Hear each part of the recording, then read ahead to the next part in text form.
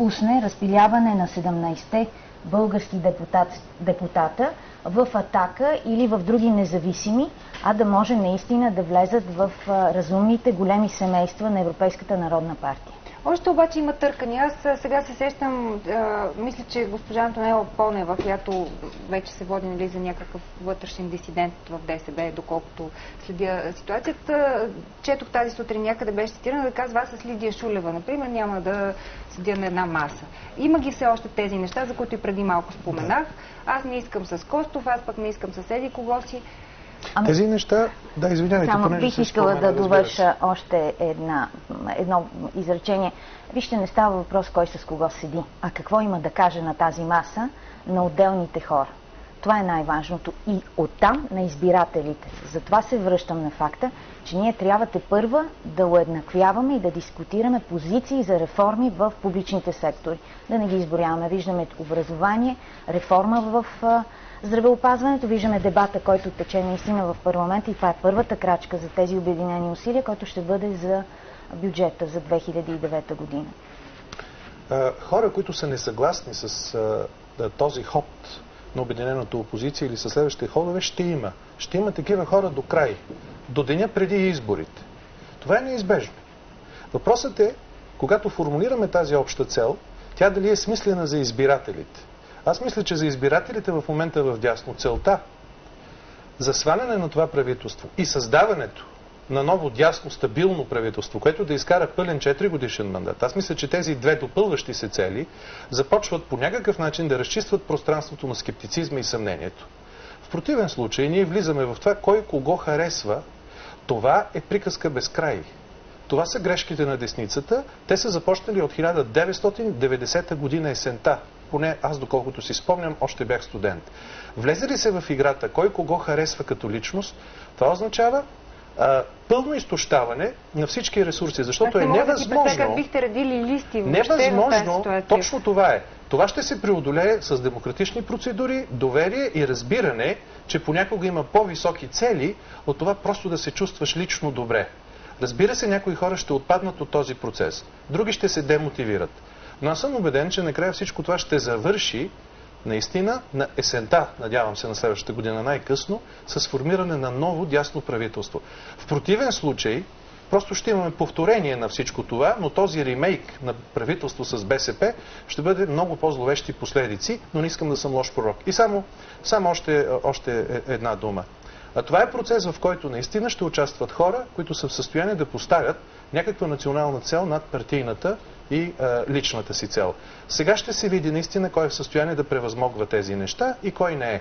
И избирателите ще разберат този факт, защото за първи път в българския парламент, надявам се, на финала ще има обединяване и центростремителни усилия, а не обратното.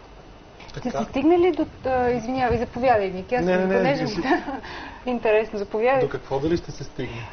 Любопитно ми е наистина дали ще се стигне до общо явяване на изборите. Макар че господин Малинов се застрахова, каза, сега започваме първите стъпки. Абсолютно уверени ли сте, че вашите формации, тъй като сме поканили представители на БНД, ДСБ и СДС, ще се явят заедно на изборите? От Българска нова демокрация сме убедени, че тази алтернатива трябва във всички случаи да е на разположение на българските избиратели. В противен случай аз наистина изцяло съм съгласен с господин Малинов, че ще се възпроизведе под една или друга форма отново управление на БСП и нейните производни, плюс или минус ДПС. Но така или иначе това ще е конфигурацията, която ще продължи да управлява България по начин, по който ние не можем да приемем всички, които вече сме направили цивилизационния избор да принадлежи България към Европа. С други думи, в Българска нова демокрация считаме, че вече има достатъчно натрупан опит от миналото, от който да се получим и да не допуснем същите грешки. Ако трябва да перефразираме една известна поговорка по нашите земи, че когато двама се карат, третия печели, случай е още по-драстичен. Ако трима се скараме, ще спечели отново четвъртият БСП. Всъщност за СДС това ми е много любопитно. Дали наистина ще се стигне до общи листи, защото той все още е настоящ да е председател Пламен Юруков, докато не се замести отново. Той говореше през цялото време за самостоятелно явяване на изборите. Вие самата споменахте общи листи, но чух само за евродепутати. За пример с листата за евродепутати, че там дори трябва да се наложат и разговори с ГЕРБ. Напротив, още от миналата година ръководството новото на СДС, надявам се и следващото утре, знаете, че ни предстои много така важен избор, продължаваме бавно, може би бавно, но много упорито в една посока. Първо сменихме устава, това не беше лесно, за да може точно да отвориме нашия устав към тези вътрешни избори, които няма да бъдат само утре, те ще бъдат по същия начин предложенията за хората, които да участват в листите. Искаме да привлечеме и ние подписахме редица споразумения с малки партии извън парламентарни, които решават, че ще обединят усилията си с Съюза на демократичните сили. Значи СДС много отдавна работи в тази посока да приобщиме десния избирател. Вече не говоря тук за лидери или за личности.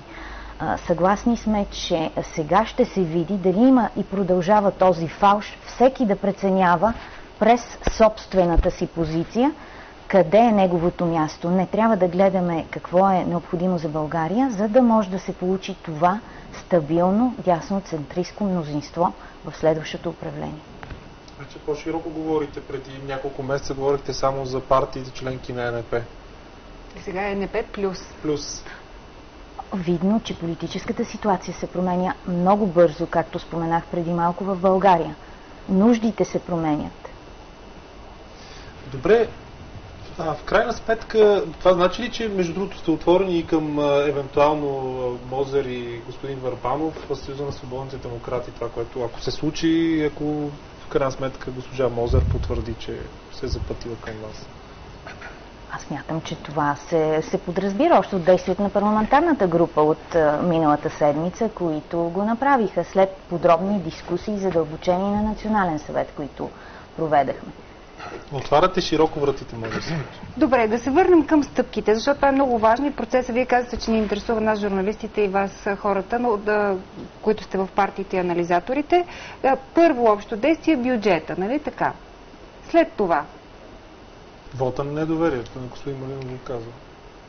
Евентуално. Говорим за формалното обединение. Какво ще бъде? Защото, искаме се да дискутираме в детайли кое е по-възможно. Ако ние стигнем вече и до първоначално формализиране в споменатия координационен съвет на усилията на обединената дясноцентристка опозиция, то очевидно, че нашата съвместна дейност ще бъде ежедневна. Господин Малинов спомена два от ключовите момента, по които ние и без това вече сме постигнали съгласие. Тук става дума обаче за една задълбочена работа наистина всеки ден, която да покаже на практика, че ние отстояваме, което надяваме се в Българска нова демокрация наистина да е така, едни и същи ценности. Аз ще ви дам примерно и нещо друго актуално за разсъждение. Поканихме, между другото, представители и от трите парламентарни групи на Българска нова демокрация, ДСБ и ОДС. Поканихме министър-председателя преди да отиде на посещение сега в Брюксел, срещата на върха, да изложи в българския парламент